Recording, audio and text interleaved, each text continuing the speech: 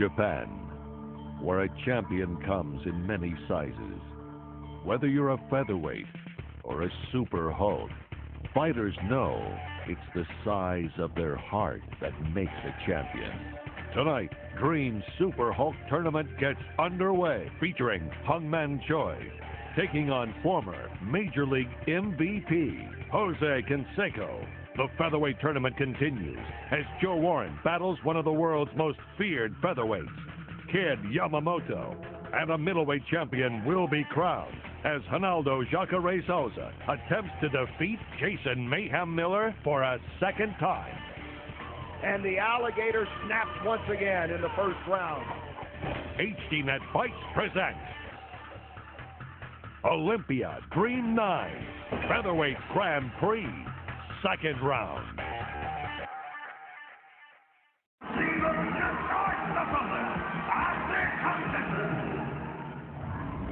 In the world of fight sports, there are great fight cards.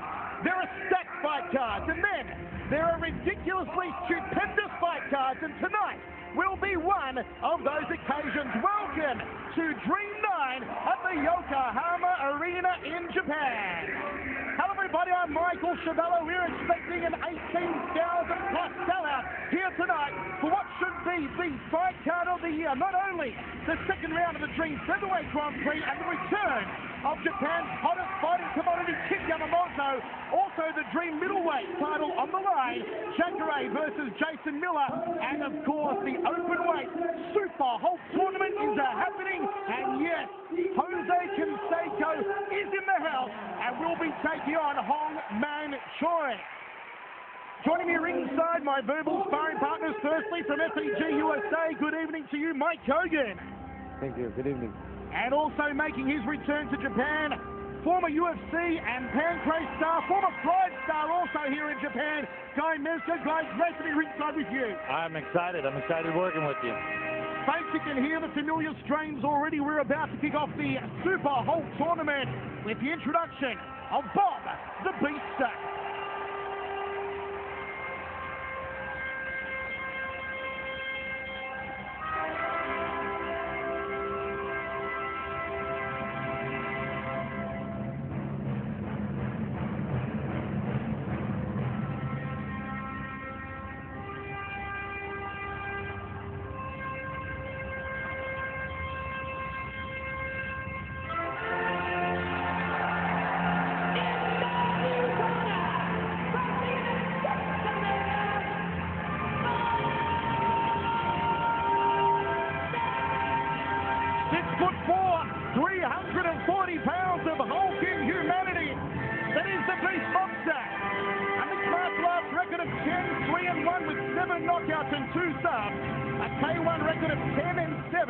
With 8 knockouts in his corner, former UFC heavyweight champion and former long-time kickboxing world champion Maurice Smith.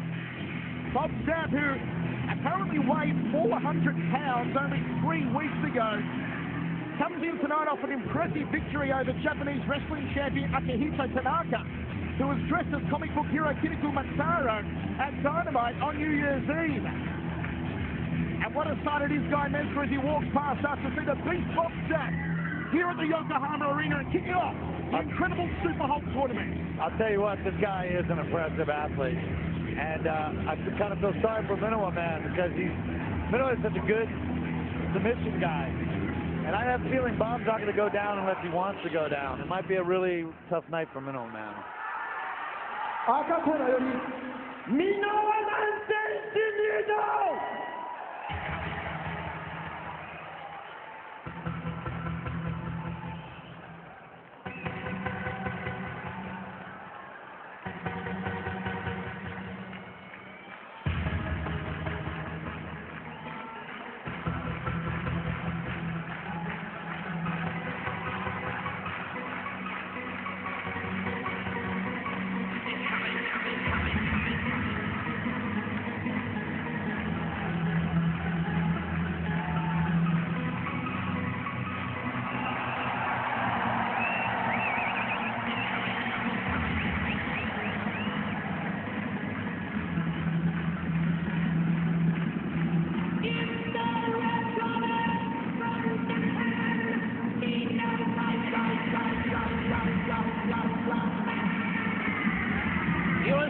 trademark entrance of one of the real veterans of Japanese mixed martial arts, Minowa Man.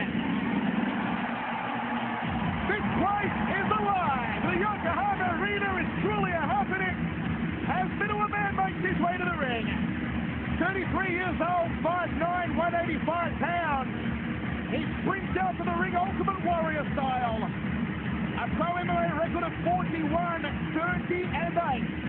A massive 26 submissions, with 11 of those coming via either heel hook or toe hold for the former Pride star Minowa Man. Minowa Man, who is no stranger to fighting giants. He's taken up some crazy size differentials, the likes of Butterbean, who outweighed him by 230 pounds. Jones Silver outweighed him by 200 pounds. Silenzino by 200 pounds. Word is that at Dynamite this New Year's Eve, Minowa Man's actually going to fight a live rhinoceros. And what a standout, Minowa Man and Bob Sapp. ただいまより第1試合を行います。青コーナー200センチ145キロボブ・サップ。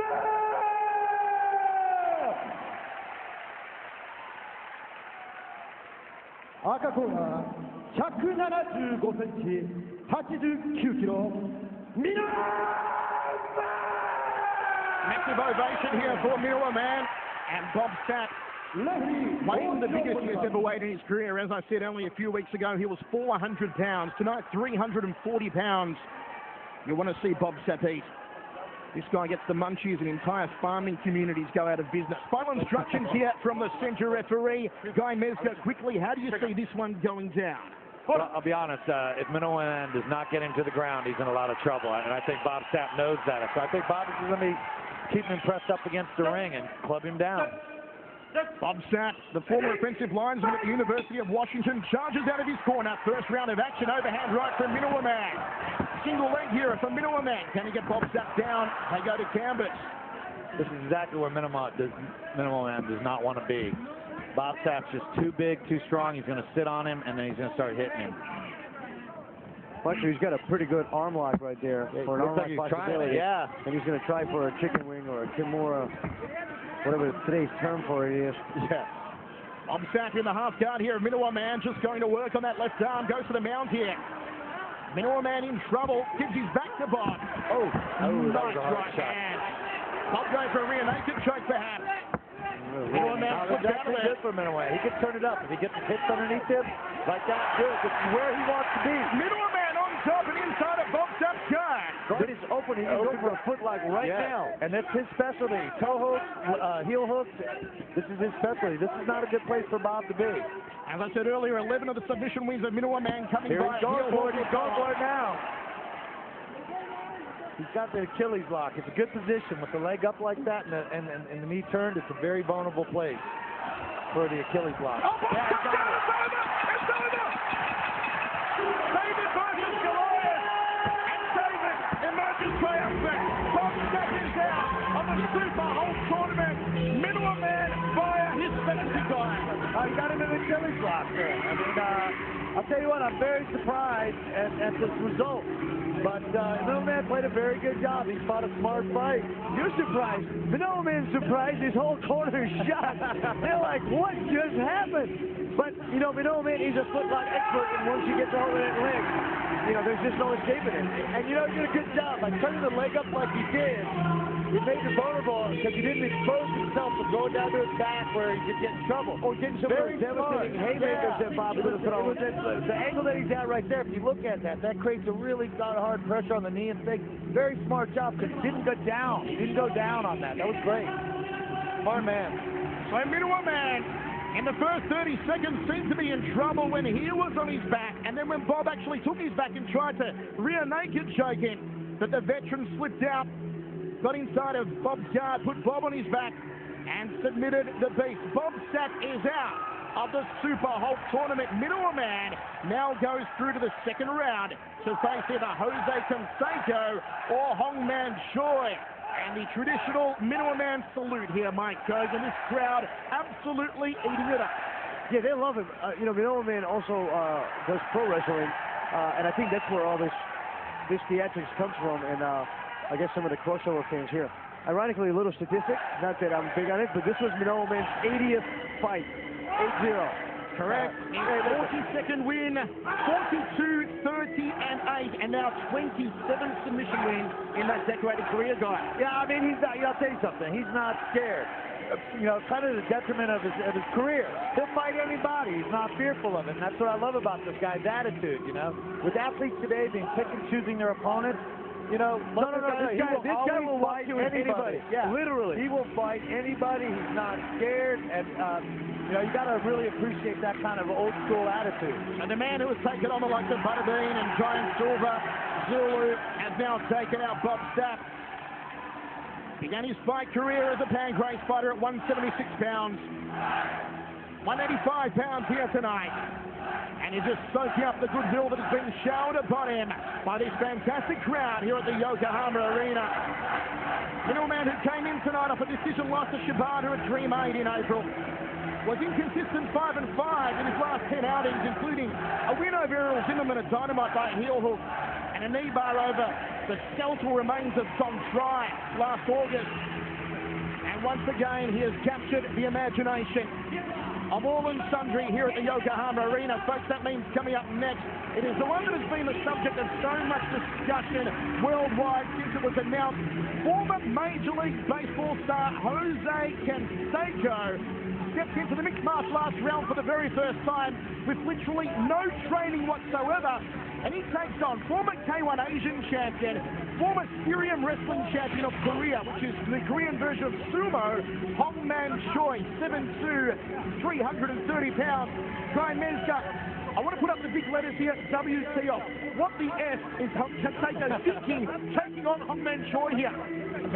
Maybe he's horribly depressed and he's ready to collect some serious insurance. I don't know. This is crazy.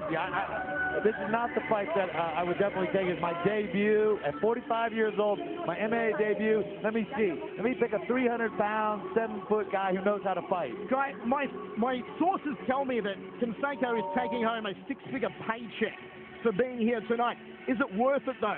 Is it worth it having no training and stepping in against a guy of the size and the striking experience of Hongman Choi? Well, I mean, that's perspective. Is it worth it to me? No. Is it worth it to you? Probably not. But obviously it is for, you know, Jose. And why? I don't know. I mean, I know he likes the limelight. I know he likes the idea. He thinks he can fight. He told me he's a black belt in Taekwondo, which I'm thinking, oh, that's awesome, but it's not going to help out much here. I was actually talking to Jose at the hotel earlier on. He actually got a few pointers off Ray Seppo and Jan the Giant Norte. Ray Seppo, the last man to defeat Hongman Choi at the K1 Grand Prix undercard last December. Mike, Canseco didn't even know this fight was scheduled for 15 minutes, and he says it won't go any more than 3. Either he's going to get knocked out, or he is going to knock out Choi. Let's have a look at the opening video for Canseco and Hongman Choi.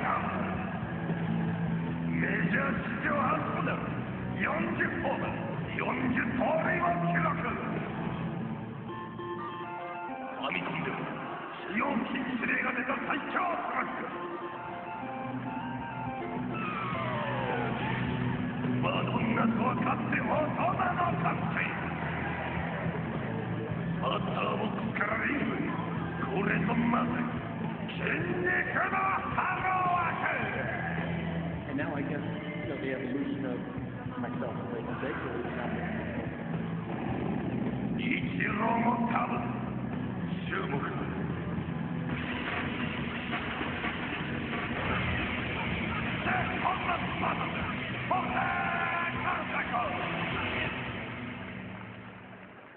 Olympia Dream 9ただいまより本日の第2試合スーパーハルトーナメント1回戦第2試合を行います。 And now for the second match. 青コーナーよりホセ・カンセコ選手の入場です。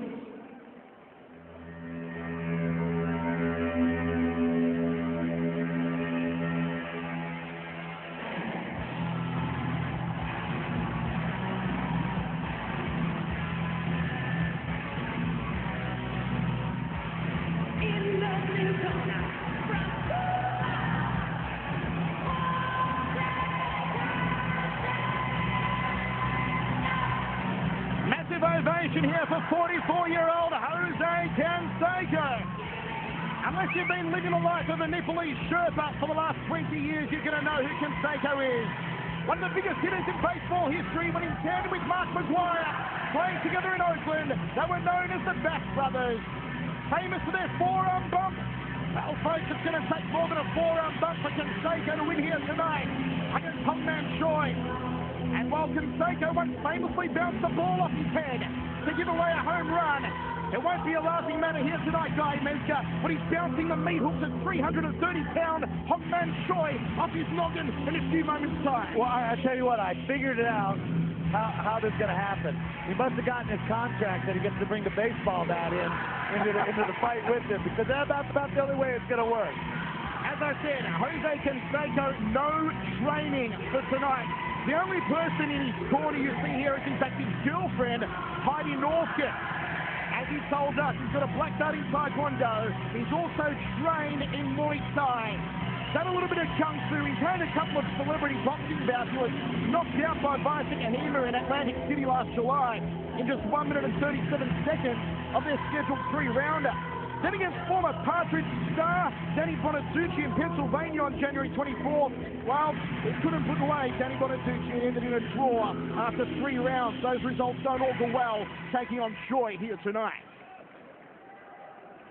赤コーナーよりシェイ・本番選手の入場です。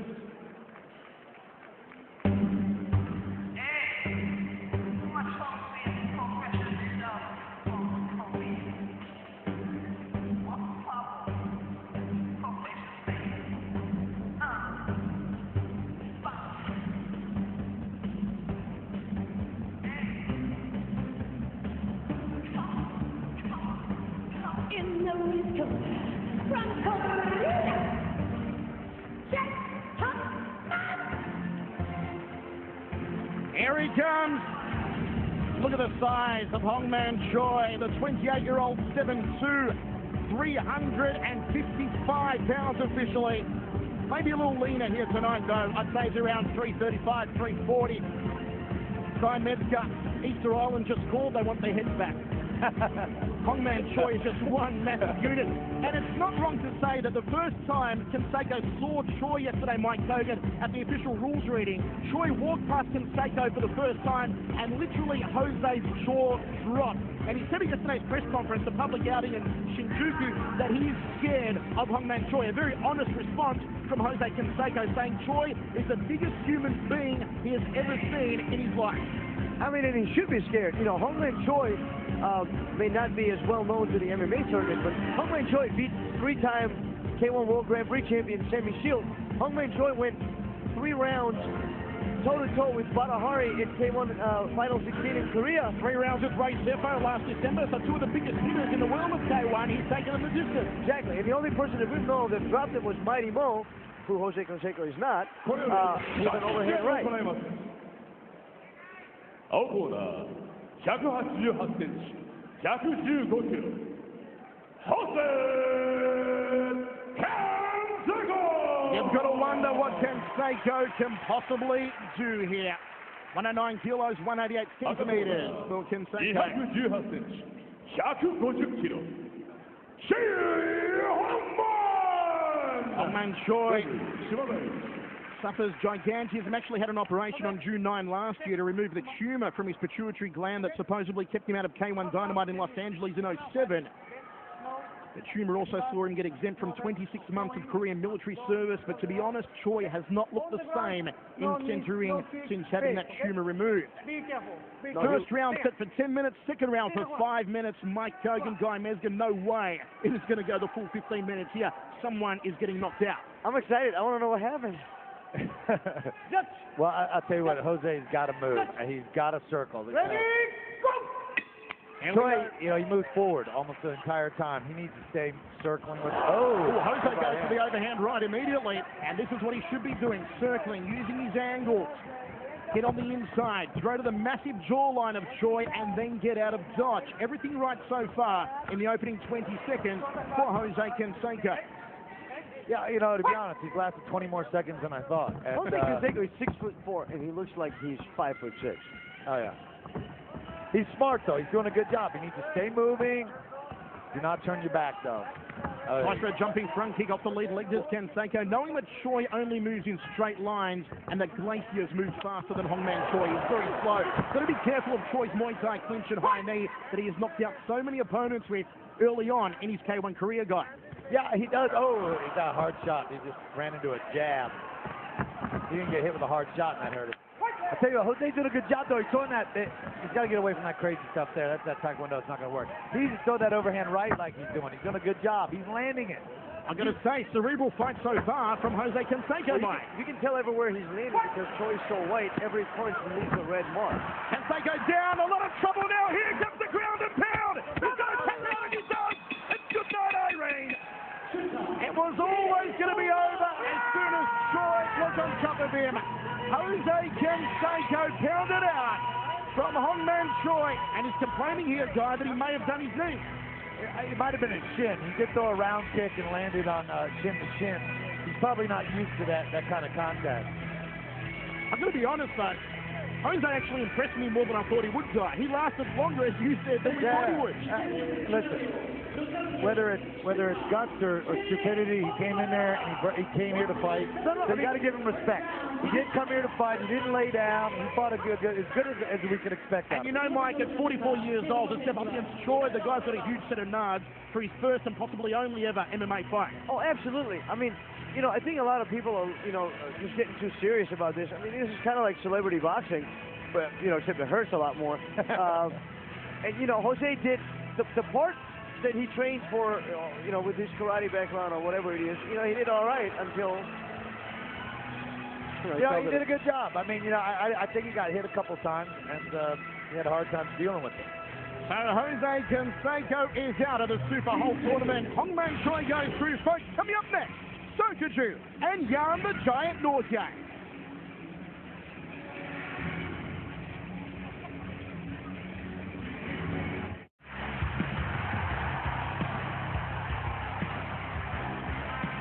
Welcome back as HDNet Fights presents Olympia Dream 9 Featherweight Grand Prix second round. Arena, let's check out Sokoju and Jan the Giant Norgay.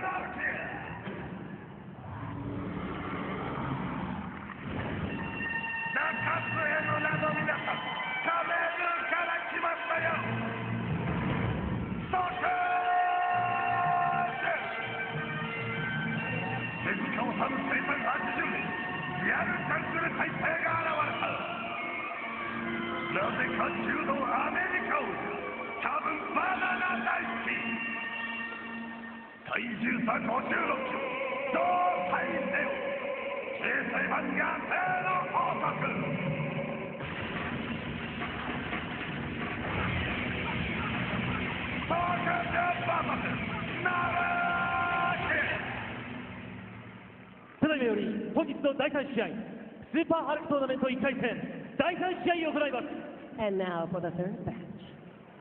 青コーナーよりヤンザ・ジャイアント・ノルキア選手の入場です。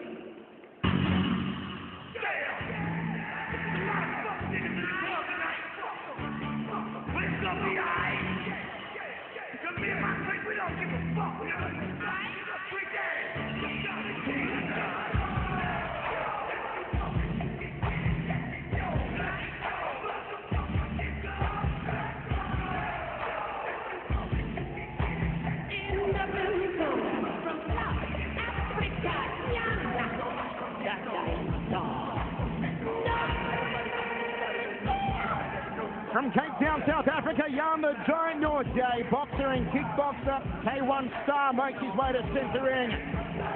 He doesn't walk to center ring, Jan, he just slogs. Every time I see him walk past, I figure there should be a little man playing a tuba walking behind him. 6'11", 350 pounds. This is the heaviest Jan has ever been. Although when he started training in Las Vegas at Extreme Couture Gym with his trainer, Ray Sefo, 4 weeks ago, he weighed 180 kilograms. He slimmed down, if you can call it slimming down, to 160 to be here tonight. A pro boxing record of 10-0 with 9 knockouts. He once held the South African Super Heavyweight Championship. MMA record of 2-5. A K1 record of 9-19 with 5 KOs. And imposing side always, Guy Mezger, is the giant, Jan Nortje. Yeah, this is going to be an interesting fight. You know, Sokaju is a judo player, but he does train with some very good wrestlers. Yeah, I think he's, Sokaju's a little bit of trouble. Jan just hits really hard. Not the most technical boxer by any stretch of imagination, but doesn't need to be when you weigh as big as he is. Jan Nortje, a very experienced corner here. As I said, K1 superstar Ray Sefo, Babu Mauricio de Silva, former Golden Gloves champion and Muhammad Ali Cup winner and Commonwealth Games boxer Fightful Amoy, also helping out the Samoan connection in the corner of Jan the Giant Nortje. His last fight was a K1 match against Peter Ertz in Fukuoka in June 2008, where he lost by third round TKO after beating Ertz in the first round. His last MMA appearance, a smashing 55-second knockout of Bob Sapp at the Tacoma Dome last year. 赤コーナーより即時選手の入場です。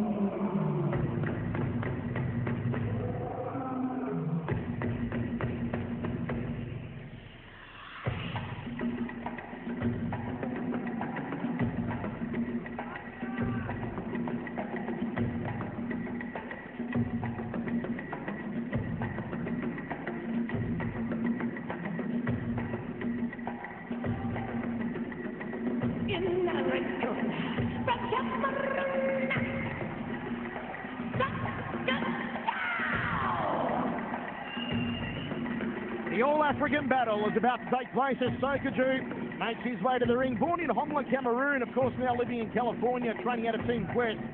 Judo stylist, as Guy said, who won the 2001 US Judo Championship at 25 years old, a record of 5-4 with 4 knockouts and 1 decision win. Comes in tonight on a 2-fight losing streak with a loss to Babalu at Affliction in January. And before that, losing to Louis Arthur Kane at UFC 89 last October. Mike Kogan, Sokaju needs to get back in the winner's circle here tonight. Yeah, and you know what? Not to take anything away from Jan, but this is a good place for him to start because Jan, other than being really big and hitting hard, I don't think he's going to be able to hit Sokaju at all. Being that big makes him also an easy target for, a single or a double leg takedown. And once they hit the canvas, I don't think Jan has much for Sokaju. Jan just staring down as Sokaju is about to step into center ring. Made his mixed martial arts debut in 2006 and went 2-0 in Sokaju before his first loss at WEC 24 against Glover Teixeira. And he certainly looks pumped to be here, does Sokaju. 6 foot even, and Jan's going to have about 11 inches over him, 205 counts. It's the biggest weight differential in the entire tournament, Guy Mezger. Well, actually, he's taller than 6 foot because I'm 6'1", and he's got me by an inch. So I know he's taller than that, and he usually fights at 205. He's a big 205 pounder. So there's still a huge weight disadvantage here. But Sokaju's got a great training camp, a great bunch of guys, and he's an incredible athlete. His losses, all but one, are against all world-class fighters. He's never had any. He's never had any. So this isn't a big challenge for him.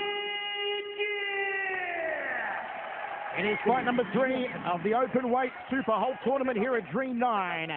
2 rounds. First round will be 10 minutes duration, the marathon round. Second round will be 5 minutes long if we get that far. Final instructions from the center referee.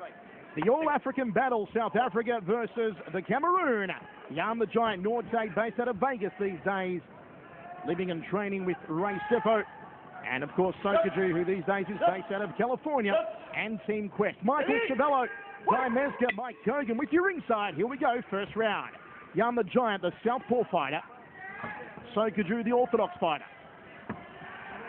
Sokaju wants to throw the right hand down the tube, clinch up with Jan and try and get the big man down, and he does good that. Move. Good kick right to the body. But this is a good defense for Jan. He's using his body weight. See how he's pushing his hips into him there like that? He needs to keep pushed up there if it's going to work. All tied up in the neutral corner in front of our commentary position is Jan, just leans down on Sokaju, Mike. Well, I'm surprised he's in the clinch like that. I mean, he started off with an attempt for a double leg or a single leg. Should have just stayed lower and be able to just get that support leg out. Because right now, Jan is pushing all of that 300 some odd pounds right on him. It's a little tough though when you get them stuck against the ropes, so they can stick their rear end through the ropes. So they can actually get their hips away a little bit. So, you know, he kind of did a good move to get up because, again, bent over like that, you still get hit pretty hard. And you don't have to be the big, you know, that hard of a puncher when you're this heavy. It can really be more effective. Oh, absolutely. I mean, he knocked out Bob Sapp in 30-some-odd seconds. So 55 seconds. As Jan tried to snake in a little sneaky uppercut earlier on. He wants to work some distance here. Throw the gut-munching knees to the mid-season of Sokaju, then break off and work his boxing skills. Well, he's using some sneaky techniques, and he's also been taken down twice. He grabbed the rope 2 times already. They need to have an official warning, you know, because it's not fair. It's too much effort for, you know, Sokaju trying to take him down and him grabbing the ropes like that. We'll see how far Jan actually lasts at this massive weight of 350 pounds. He's been working out twice a day with his fitness coach, Jake Bernarcic. Ooh, good kick. yeah, that's not going to fade much to Jan. Big inside side kick again to that lead leg, which is where you want to attack a southpaw fighter. Should follow through with the right hand up the center corridor. Public enemy number 1 of the southpaw. But Sokaju doing well. Almost 2 minutes down here in the first round.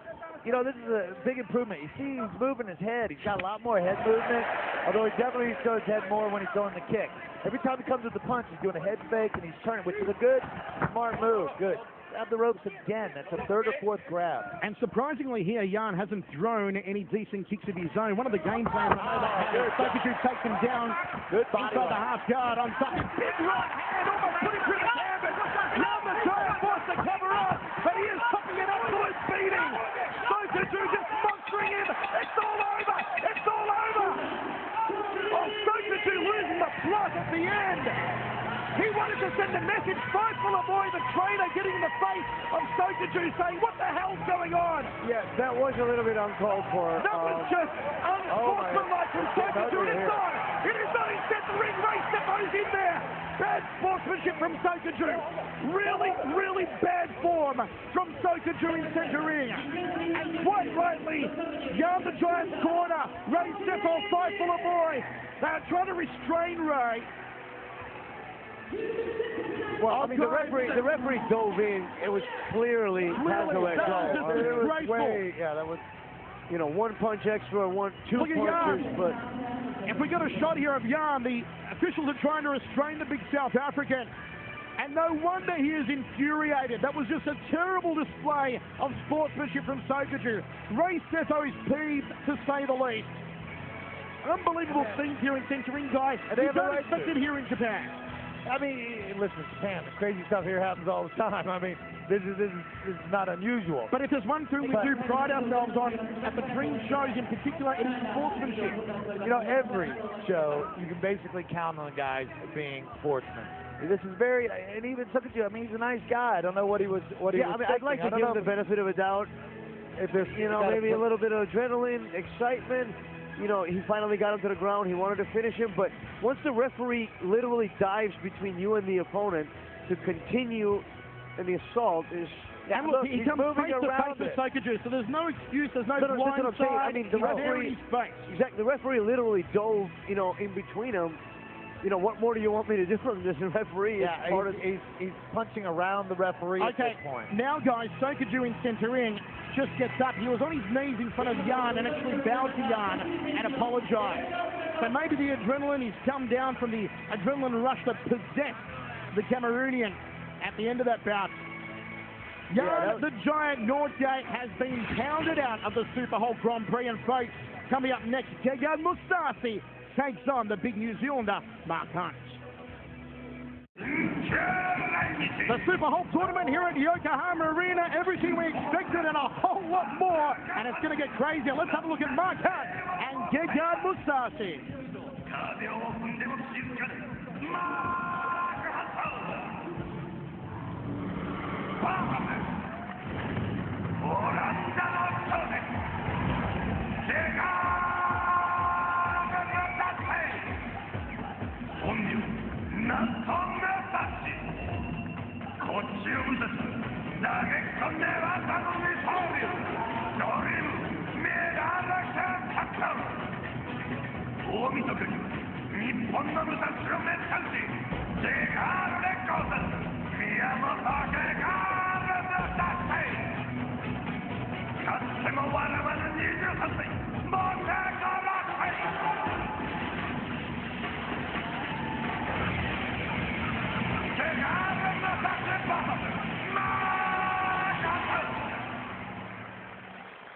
いまより本日の第4試合スーパーハルフトーナメント1回戦第4試合を行います。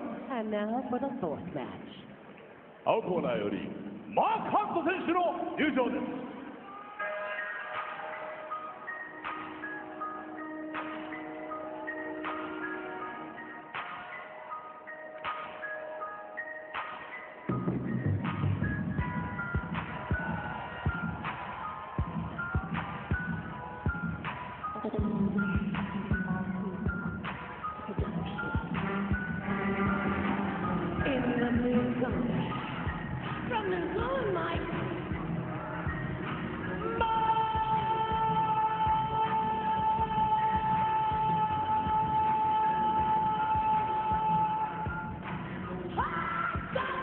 There is no one like her, crazy screaming lady they call her here in Japan, as Mark Hunt makes his way to centering the Superstar Samoan, these days based out of Sydney, Australia. Let me tell you a bit about Mark Hunt's background, folks, especially to those fans watching across the United States on HDNet who may not know the story of Mark Hunt. In 1998, he was just a big lug in South Auckland, weighing about 140 kilograms. Got into a fight outside of a nightclub and decked the guy, knocked him out cold. A bouncer on the door of the club saw it and said to Mark, "Hey fella, do you want to fight inside a kickboxing ring?" Mind you, Mark Hunt had never fought any kickboxing, boxing or any sort of martial art in his life, and he said, "Yep, I'll give it a go." He stepped in the kickboxing ring, won his first fight by knockout. 3 years later, he was the K1 World Grand Prix champion. The biggest Cinderella story, I would say, in fight sports history, and he needs to turn the tide on a current 4-fight losing streak, especially after suffering a KO loss against Manhoff on New Year's Eve.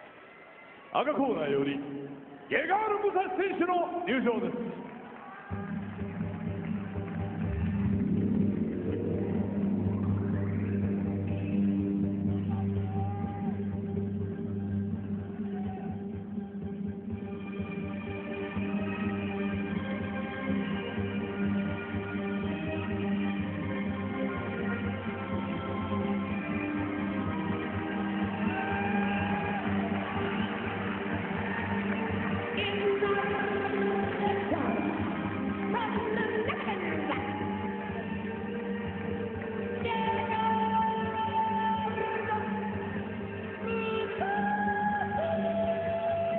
How can you not like this guy? He is all class.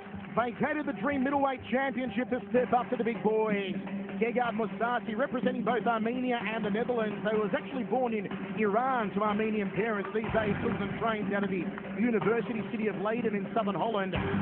Pro mixed martial arts record of 24-2-1 with 8 submission wins, coming off the absolute tooling he put on Japanese K1 fighter Musashi under K1 rules at Dynamite on New Year's Eve, when Musashi tamed Musashi like a $2 pinata.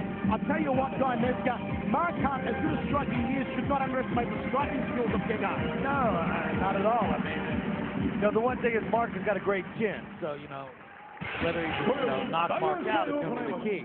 But this is one of the most complete MMA athletes out there. I mean, to be honest, this is a tough one to call. If Gegard follows Melvin Manuch's game plan, he will knock him into the next year. And the other question I was going to say here, guys, is how does Mark Hunt come back after suffering the first knockout of his career? Which literally put him into the next year. It was at Dynamite. Exactly, it's always a big question, guy. Well, the funny part is, too, is because you start questioning yourself when you were like that. You go, you're confident, you can take a good shot, and then when that happens, you start questioning yourself. So it'll be interesting if we get Mark Hunt, how he reacts to being knocked out. Mark Hunt with one of the Australian legends in his corner, Muay Thai trainer Sundoy, and also James Lee. Face-to-face in centering. First round, 10 minutes. I say this fight goes to the ground, because I don't think Gegard Mousasi, he's not too stupid to stand there and try to exchange with Mark Hunt. Not because he can, but because he doesn't have to. He has really good ground technique. And he moves on the ground, that thing, which is perfect for a guy like Mark. Doesn't move on the ground. He goes to the ground, he's going to be working his hips. It's going to be a very difficult fight for Mark. Wonder if it goes to the ground and Mark gets on top, if we'll see the old school Tribe-style atomic butt drop. Here we go, first round of action. Michael Chavello, Guy Mezger, Mike Gogan with your inside as Hunt goes for the inside thigh kick. What he used to do in his K1 days was throw the inside thigh kick to set up that powerful right hand, and that's what Mousasi does. Comes up the center with the right hand of his own, grounded down now into side control.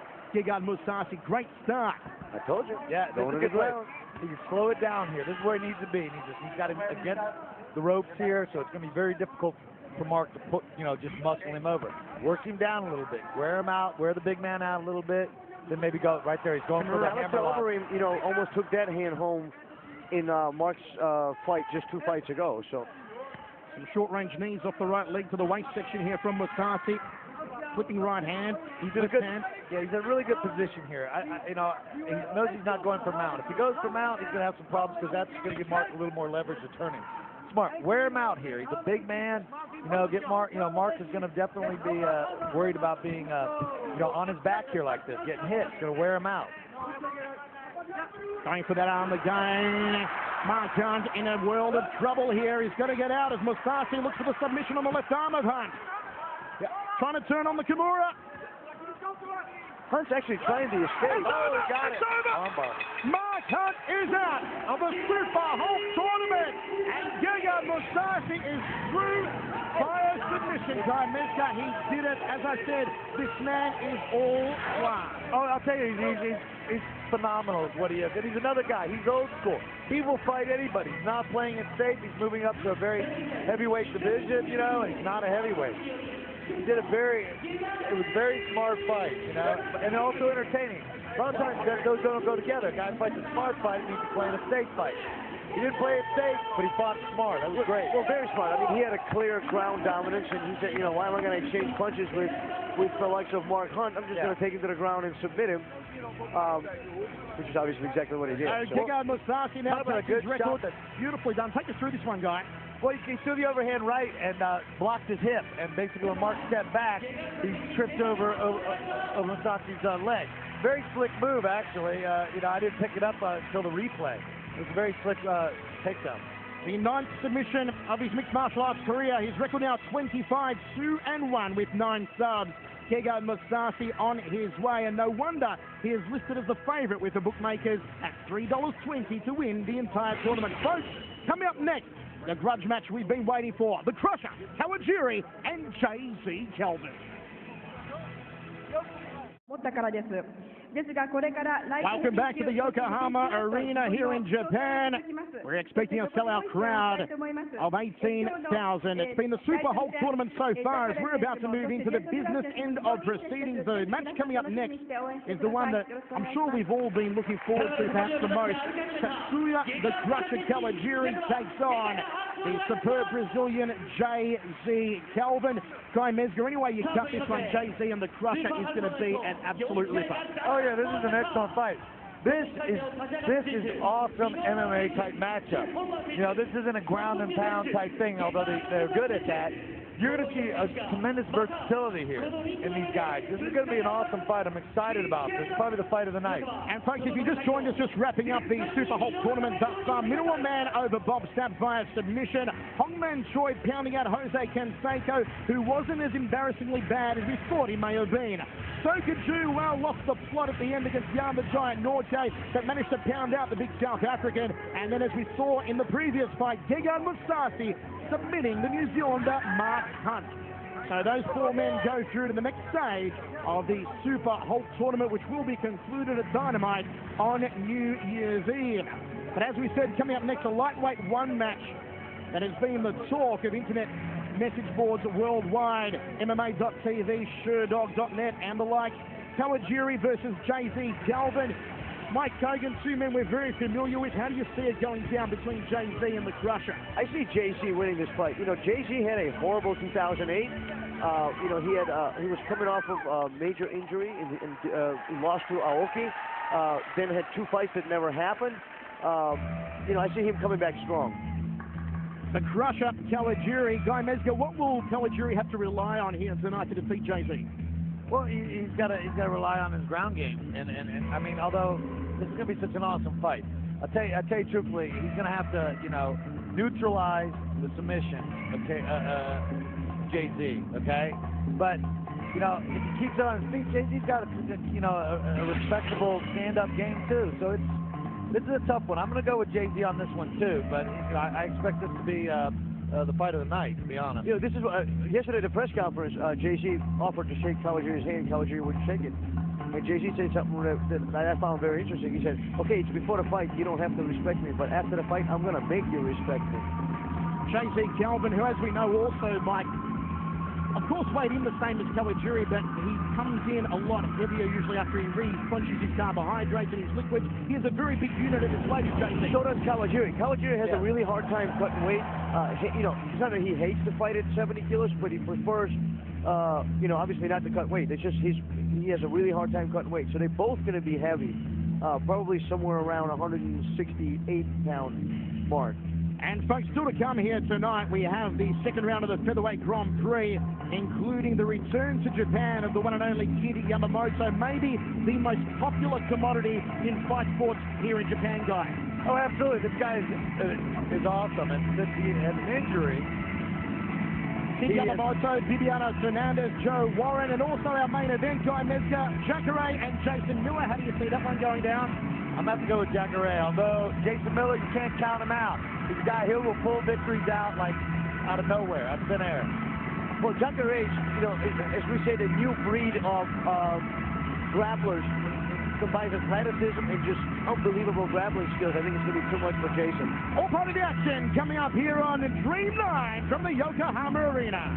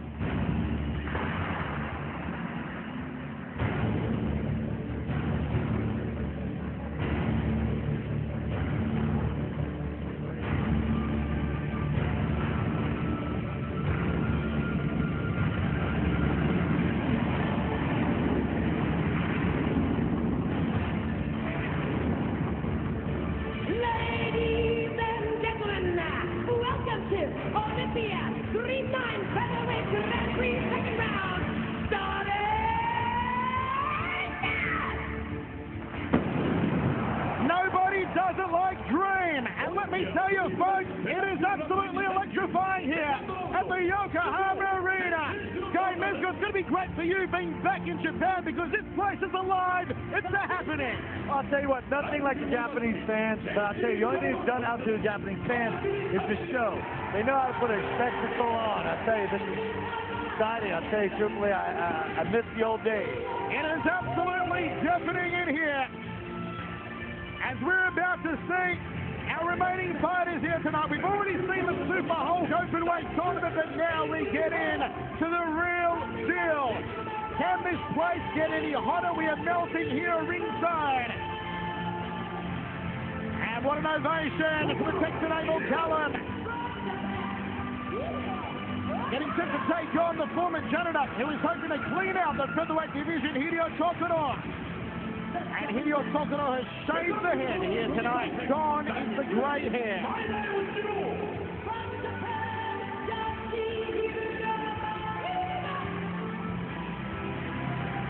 Yoshida Maeda.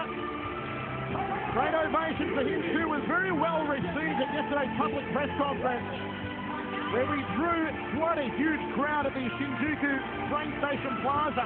And he takes on Hiroyuki Takaya.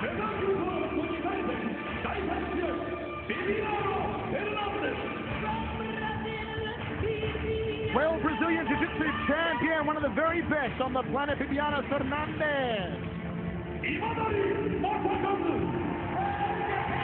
The master of the leg lock, Masakazu Imanari. Man who's known for his very strange poses, including picking his nose, as you would have seen in the opening video. But my words, they love him here in Japan. Masakazu Imanari. And have a look at that. Finally, he is back. There is no one else like him here in Japan or around the world. Kid Yamamoto set to take on Joe Warren. The cocky, the brash, the super confident Joe Warren, who is tipping the major upset over Kid here tonight. And then in our main event, the vacant Dream World Middleweight Championship on the line. The Mad Monkey, the Mayhem, Jason Miller, hoping to put a beat-down bully style on Ronaldo Jacare. And there it is, the trademark alligator dance of Jacare. You got to wonder how Jacare will come back after suffering a devastating knockout in the Dream Middleweight final against Gegard Mousasi and Mousasi's violent upkick last year. And the man that most people have turned out to see here tonight, of course, Kid Yamamoto, fighting for the first time since Dynamite a year and a half ago.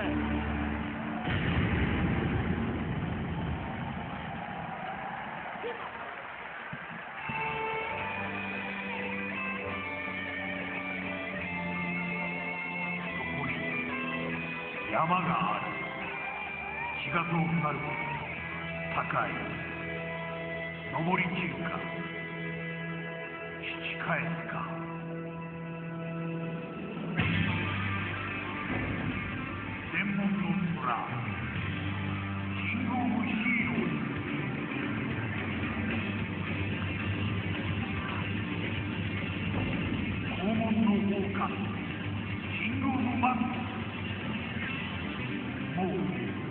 返せない川尻達也た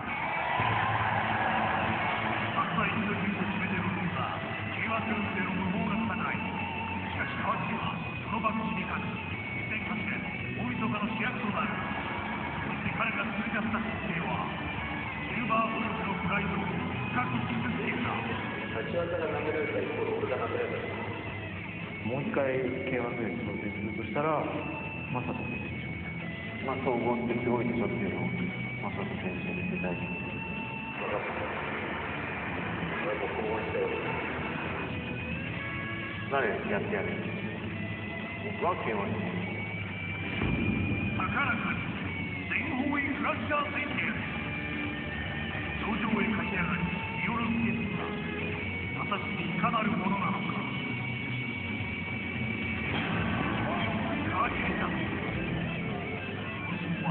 マサトどころではないドリームが世界に誇る黄金のライトヒーローだこの夢にたどり着くために今夜険しいルートを選択した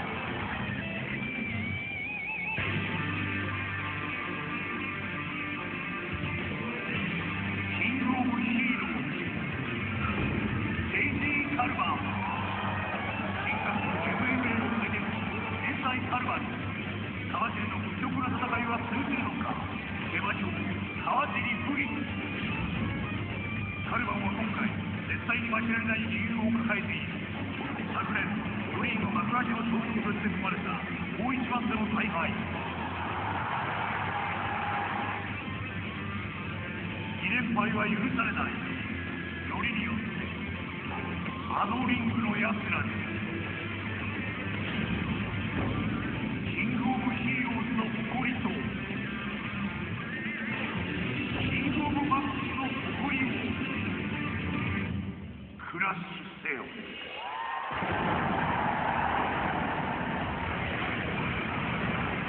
川尻達也 vs JG カルバー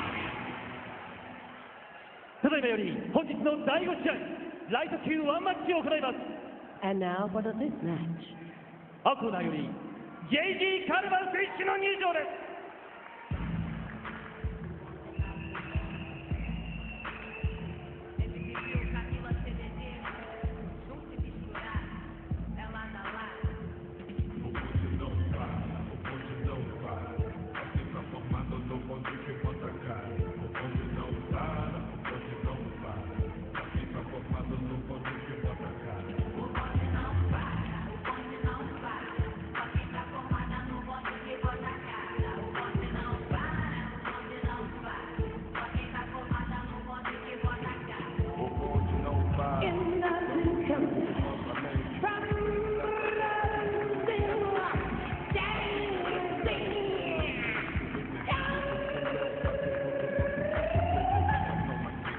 Oh yeah, JZ Kelvin.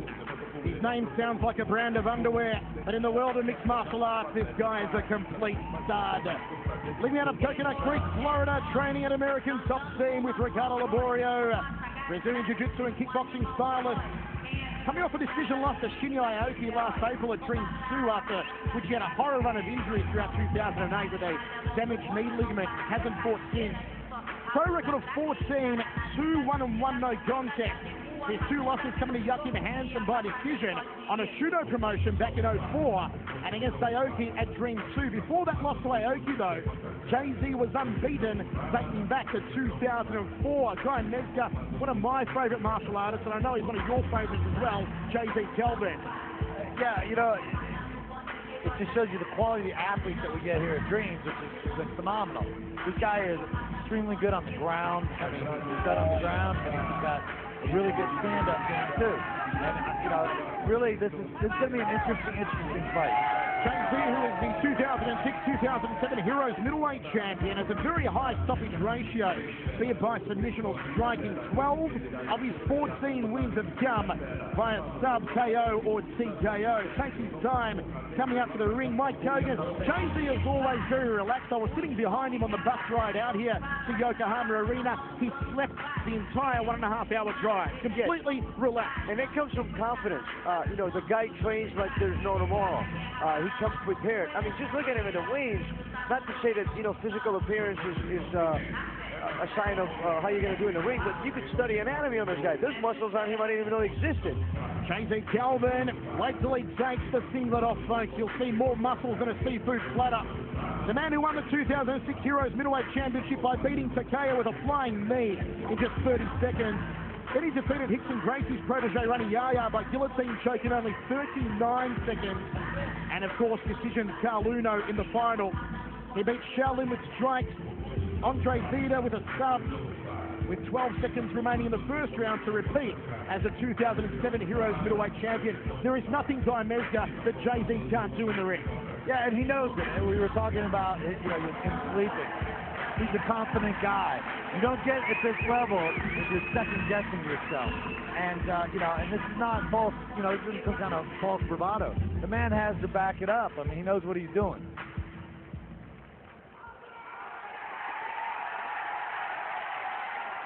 Upper corner より川尻達也選手の入場です。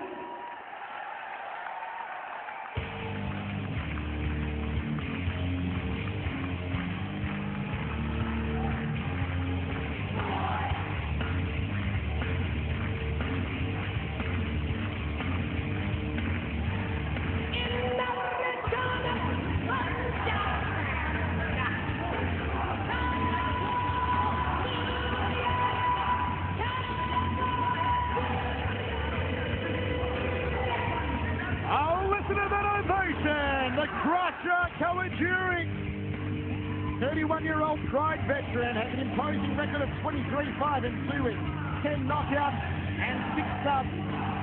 Hails from Ibaraki Prefecture in eastern Japan, training under the Sea Blood team alongside Mitsuhiro Ishida and Shigetoshi Iwase. Look at JZ. Gotta relax. You know, one thing you gotta say about, you talk about fighters not backing down, and you know, I mean, you know, you gotta be a tough guy to be in this ring to start with. But let's talk about JZ. 2007 wasn't his year. Injuries, canceled fights with Jockey and Hansen at the Dynamite. But 2008.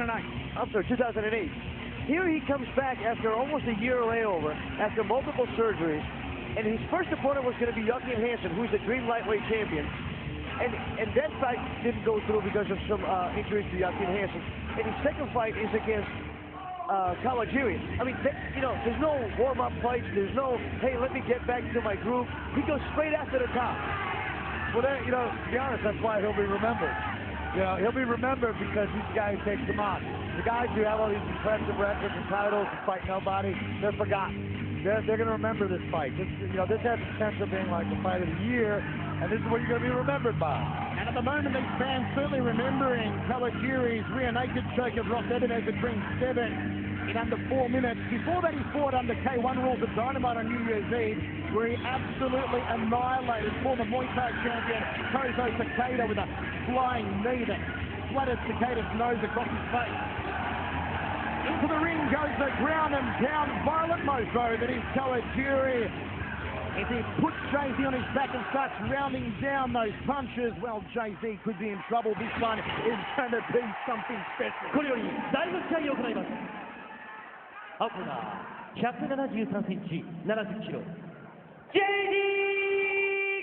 カリーバ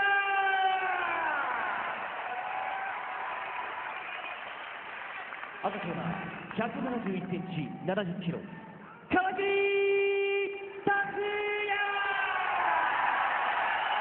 Massive audience pop as always for the Crusher Kawajiri. Oddsmakers have JZ as the favourite, $1.56 for the win. JZ, Kawajiri at $2.50 for the win. We are set for 2 rounds. First round 10 minutes long. The marathon round, second round will be 5 minutes out. Judges ringside are not scoring round by round here under Dream Rules. We are scoring on an overall system. The winner determined by Ippon, KO or decision. Michael Ciavello, Guy Mezger, Mike Kogan with you ringside. All part of the action from the Yokohama Arena Dream Night. JZ comes charging out. Both men possess great strikes, and JZ also fought K1 Max rules with the K1 Max champion Masato many moons ago. Big outside dive into the lead leg from JZ. Drops out the jab. Good high guard from JZ Calvin. JZ has got long arms for his size. I mean, he's kind of a big guy for this weight class anyway.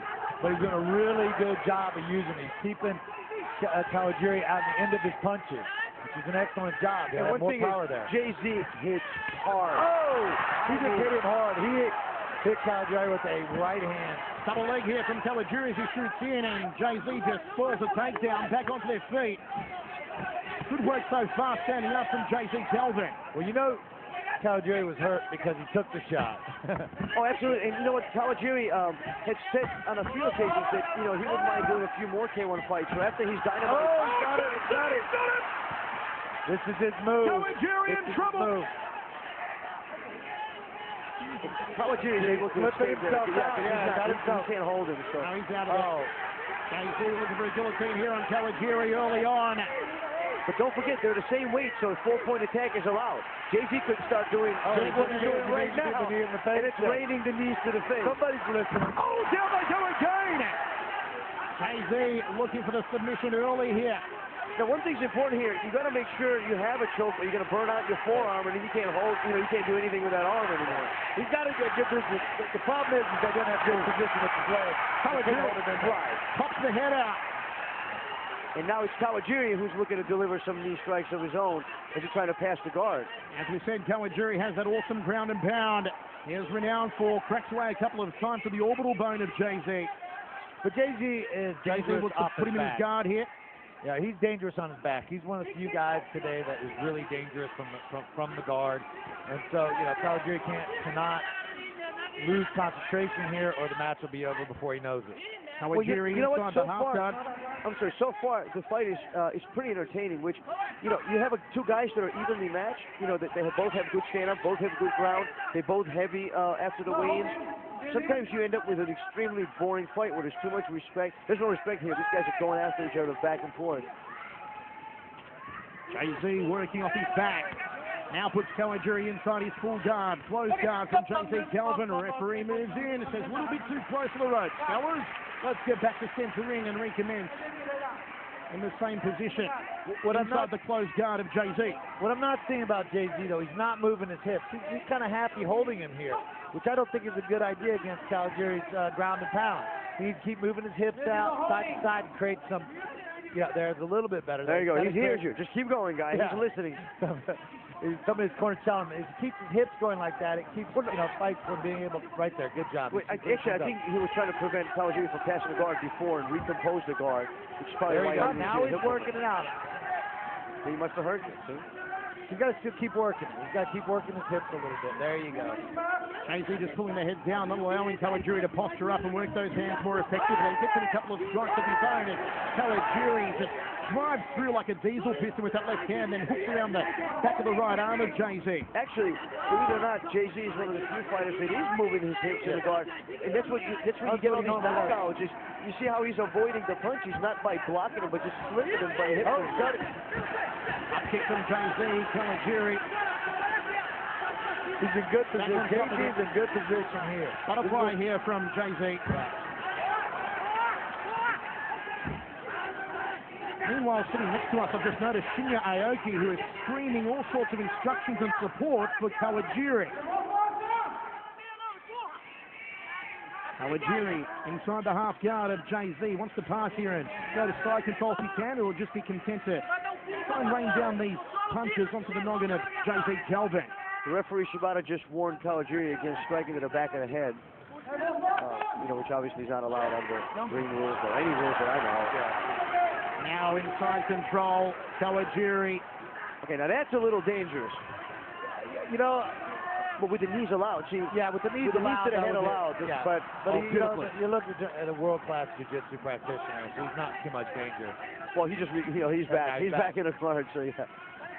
Jay-Z putting him back inside that closed guard. Kawajiri continues to work. A little hammer fist strike off the left hand. There's the straight right to the jawline of Jay-Z, who locks up the arms momentarily. His right hand smack bang on the eye there from Tatsuya Kawajiri. This I was afraid of a little bit. Kawajiri is a little bit of a ground pound, put you to sleep kind of a guy. You know, if you don't keep him standing a little more. And I'm just afraid that, you know, we're going to have another 5 minutes. Kawajiri is waiting for that right hand. And as you can see, Jay-Z, who wants to push the action, he's like, listen, I don't want to be in a guard all day defending. I want to push the action, and beautifully escapes that.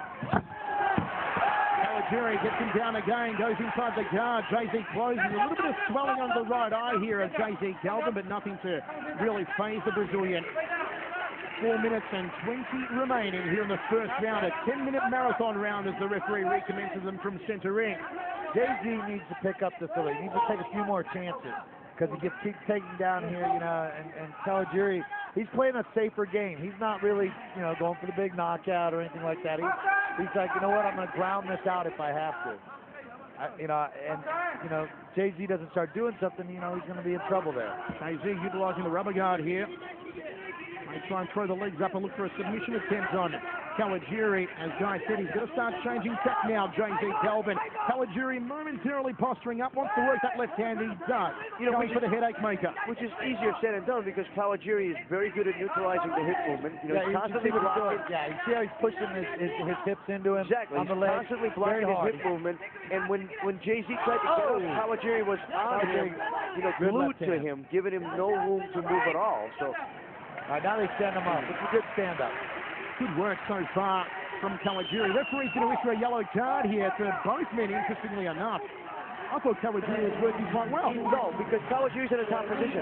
He needs to be more aggressive. He wasn't trying to go for the knockout. That's the one thing here. If you're not trying to close the fight, then you're penalized. In the Dream rules, you can't just kind of ground and pound your way to victory. You need to try to finish the fight. Nice left hook from Kawajiri. Just caught him on the side of the jaw. Overhand right, left from Kawajiri. Good 1-2. Snappy jab, but Jay-Z walks into a jab as Kawajiri again tries to land the overhand right. Jay-Z needs to go back to using that long jab. He's squaring up a little bit, so he's shortening his jab. He needs to get that arm out a little bit, get that jab in Kawajiri's face. Jay-Z does seem a little bit rigid. You know, maybe it's a little bit of a ring rust. You know, he hasn't been in a ring in a while. Good right counter, nicely done off the high round kick of Jay-Z Calvin. There's that jab. Now he's establishing that jab. You need to keep it going if that's single leg here from Jay-Z. Jay-Z bangs his own head. Kawajiri. All tied up against the ropes. So far, a pretty even match. I mean, you know, both fighters are pretty much like exchanging some punches, trying to go for clinches and takedowns. Nobody's really trying to finish the fight necessarily, but you know, that's what sometimes you get that with such an evenly matched athletes at such a high level. Corking knees to the inside thigh here, just trying to compress the femoral artery on Jay-Z Calvin. Good work in the corner from Russia Kawajiri. That one higher up to the sternum area. Good knees. Those knees are starting to hurt. Solid Muay Thai knees from Kawajiri. Jay-Z tries to return the favor, but catches the forearms of Kawajiri. And the referee separates it. 1.5 minutes remaining here in the first round of action. The lightweight grudge match we've all been looking forward to. Finally a happening. Good extension on the jab. You know what? Great refereeing here from veteran Shibata. I mean, he lets him work, and just when he starts to kind of not go anywhere, he breaks him up. You know, no unnecessary stand-up, but yet he's trying to keep the action going. Kawajiri almost caught him with a right-hand lead on that occasion, which should have astounded Jay-Z. He expected Kawajiri to lead that. Nice uppercut. Good counter uppercut. Dang, that one almost took out the ring light. A little bit of the Sugar Ray, a wind up of the hand there from Kawajiri. Good right hand counter again from the Japanese fighter. And he did a good job of throwing, 1-2, stuff like that. He's throwing a couple quick shot techniques in there like that. Well, for Dynamite, Kawajiri spent almost 2 months training exclusively in K1 rules stand-up fight, because that's what he did in a Dynamite event. Good right round kick. Nicely done from Jay-Z. Flush out the jab. It's the left hand. Smack bang on the kisser. Jay-Z Calvin. Kick out of his teeth and again. Solid handiwork here from Kawajiri. Kawajiri's catching and moving in. Every he's moving in, or if he's throwing a technique, Kawajiri's countering. I think Kawajiri is starting to slip ahead a little bit here on scorecards. Have to agree with you. Goes for a double leg. Kawajiri gets down Jay-Z. He closes the guard. Nicely done. Now, one thing to be pointed out, especially to our new fans, and especially the fans watching in the U.S., in Japan, takedowns are not scoring anything unless you have done something with a takedown. So merely taking your opponent down means absolutely nothing. As a matter of fact, you could get a yellow card for taking somebody down and not passing their guard or not trying to finish the fight, which is, takes 10% of your purse points. So don't try to count takedowns and determine who's winning this fight. Which I think is valuable, because I think the takedown is overrated too much in the United States. If you're not slamming the guy or doing something with it, then it's wasted energy. Oh, absolutely. Straight into the round there from Tatsuya Kawajiri. We told you he was one violent guy on the canvas with the ground and pound, and he proved it throughout the first stanza. If we were scoring this round by round, guys, first of all, Mike Kogan, how would you score the first 10 I would minutes? have to give a slight edge to Kawajiri. And Guy Mezger. I would too. I think Kawajiri, and to be honest, his ground game wasn't what I thought won the fight. I thought it was a stand-up. He had great counters. He was putting combinations together. Jay-Z looked a little bit slow, and absolutely. technique. So I really think it's the stand-up that won that won that Kawajiri's round. ground game, all he did, it earned him a 10% deduction from his fight purse with a yellow card, because he wasn't going anywhere. But stand-up, like I said, he's right fresh there off with the training for four-point a K1 rules match under Dynamite. Right there, nice. You see that? Beautiful. Just like you were saying, the great combinations there. He's catching. JC, you got to give him a little bit of ring rust. The guy hasn't fought in almost a year, and he's out here fighting with Kawajiri, who's, I believe, is number 5 ranked lightweight in the world. Listen, we're talking about Jay-Z's done. This guy has got incredible submission. I mean, this fight could be over in the next 30 seconds when this starts. So, absolutely. He's in shape. Look at him. He's still relaxed out there. He's in shape. He's not tired. Kawajiri looks a little bit more fatigued out of the two, although he doesn't look like, I wouldn't call him fatigued necessarily. Sekiyama here ringside, guys. In disguise, it looks like Yoshihiro Akiyama, the sexy one. Celebrities here ringside. Yeah, copying the booze these days. Still. Second round of action. It was Kawajiri who chose to sit between rounds, and Jay-Z Galvin stood between rounds. Rumour going around at the moment that on July 13th at the Budokan, there's Carl Luna ringside as well. July 13th at the Budokan, if he wins here tonight, Kawajiri could be facing Masato in a K1 Max Super Fight. Here we go, second round. Jay-Z was just anxious to get out of that corner and start the fight. I think he probably feels that he might be a little bit behind on the scorecards, and he just needs to put this fight away. Well, his corner, obviously told him. Big right hand from Kawajiri, nicely done. In again, Kawajiri.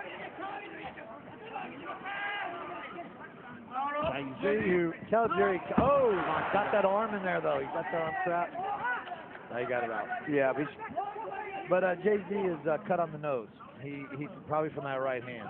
So, when you hit the nose like that, that actually, even though the cut doesn't look bad, it can block his breathing on the inside, which makes it tougher. It seems to be bleeding externally, so it's probably not broken yet, but you're right. It is a major deterrent, considering you just finished a 10-minute round. Because even like that, you'll still have swelling on the inside, or absolutely, make it a little more difficult to breathe. Exactly. And you have to keep your mouth open to breathe, and it makes you much more vulnerable to knock out with nothing. And then, of course, the opponent takes advantage of it and tries to open it up a little more. Sticks the shoulder in it like he is. Kawajiri on top here, inside the half guard. Wants to try and pass the guard, go to the... it takes the back here of Jay-Z and gets back to his feet. No, that was actually Jay-Z escaping. Yeah, it was, he got them out. That's a mistake on these really good jiu-jitsu guys. You don't get a mount on them because they're going to escape. Right, he was going for the escape the whole time. Yeah, he was waiting for, for Kawajiri to try to mount him, and he was out of there. Because he doesn't want to stay and get grounded out in the guard. The problem is, Jay-Z really can't afford to be in this clinch war here. No. He really needs to get some distance and start getting some of those knees and some of those hands like he's done. This would be a good got him the winning of the two Heroes tournaments. He's a 2-time Heroes lightweight tournament fighter. Referee saying not enough action and brings them both back to the center ring. Standing position, gives a little wipe on the cut on the bridge of the nose there of Jay-Z Galvin. Under 3 minutes remaining here in the second and final round of this lightweight grudge match. Jay-Z Delvin and Tetsuya the Crusher Kawajiri. Nice exchange of jab. You know, guy, do you find it strange that these guys are not utilizing more leg kicks at all? Yeah, well, as they kick, Nick Lyers of Athletic would say that. Well, but yeah, they're not using more. Yeah, I think both of them, they respect the wrestling ability of them. I think they're going back to the boxing. As you know, they're sitting down a little bit more than good right hand. Good right hand. Up the tube in again from Kawajiri. Here he comes. Uppercut. Good evasion of the hook from Jay-Z. Just smiles at him. Kawajiri shoots him for a double leg. Jay-Z spoils it. Kawajiri hooks the leg, takes him down. Nicely done in the blue corner here. Yeah. Kawajiri, this is where he's getting his break. Well, Kawajiri's starting to get his game going here. And you can see he was a little bit more winded. This is where he gets to take a break. He's got him down. He'll stay busy here like this. He's got mount position on him now. Yeah, I mean, Kawajiri's strategy is painfully obvious. He gets up, he gets, a few punches in, gets some good stand-up going, goes for the takedown, holds, he gets somewhere good. If he doesn't, they stand him back up, and he's right back where he's at. But Kawajiri looking for some posturing here in the corner. One thing from Kawajiri that's also impressive in this fight is, right now, Jay-Z tried to kind of get him engaged a little bit more emotionally with a little fake trick. Kawajiri's just like, whatever, man, I have a game plan, I'm sticking to that game plan. So, obviously he's a veteran fighter, so I'm not saying I'm surprised, but it's just one thing to point out. Referee keeping a close eye on it here as Kawajiri cracks away at that right hand to that damaged nose of Jay-Z Delvin. Jay-Z with 1 minute and 15 remaining here on the second round has been on his back more times than my ex-girlfriend in this fight. And Jay-Z just in control here, guys. Yeah, I mean, it's disappointing because this fight, they're not just fighting each other. There's a belt here that Joachim Hansen is holding, and the lightweights are fighting to try to see who's going to be the next in line. And Jay-Z was the next in line at Dynamite. The fight didn't happen, so now with a possible loss here, it's just going to put him that much further out. Shaolin is back in our lightweight lineup, so this is actually a blessing when they moved him away from the ropes here. I couldn't be able to move. He couldn't move his hips the way he did, and now look at it, very good. Yeah, well, you have a veteran referee in Shibata, so he understands the ground game. He understands that by being cornered, it limits Jay-Z's abilities to escape, so he puts him, where he could be more mobile. Time is ticking down here for Jay-Z Delvin to try and turn the tide. It is now the enemy of him. Only 35 seconds of this fight remaining. And Kawajiri has just controlled the pace here in the second round, as he did for quite a bit towards the end of the first round in particular. Yeah, he to be honest, he fought a very, very smart fight. Yeah, very man fight. Yeah, not quite the fireworks I was expecting, but still a very good, solid performance and a good-looking fight. And with 10 seconds remaining, Kawajiri inside control. It may grind out this way. Can Jay-Z get out of here? It'll finish like this, and it does. Kawajiri and Jay-Z Delvin, the much-talked-about grudge match we had all been looking forward to. Looks like it'll go the way of the Crusher Kawajiri.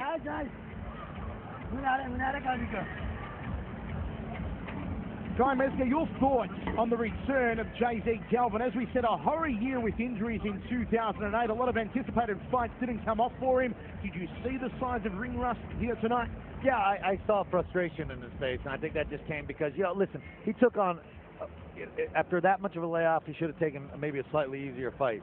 It's not like, he's taking a bull by the horns, and it probably wasn't his best decision. He's a great athlete, and this kind of stuff just kind of breaks you down a little bit. He should have taken a maybe slightly easier fight. He deserves it. Instead, he's a warrior, and he took on one of the best in the world. Oh, absolutely. Well, to be honest with you, in Jay-Z's case, it's kind of like, you're damned if you do and you're damned if you don't. If he would have taken kind of a light fight, people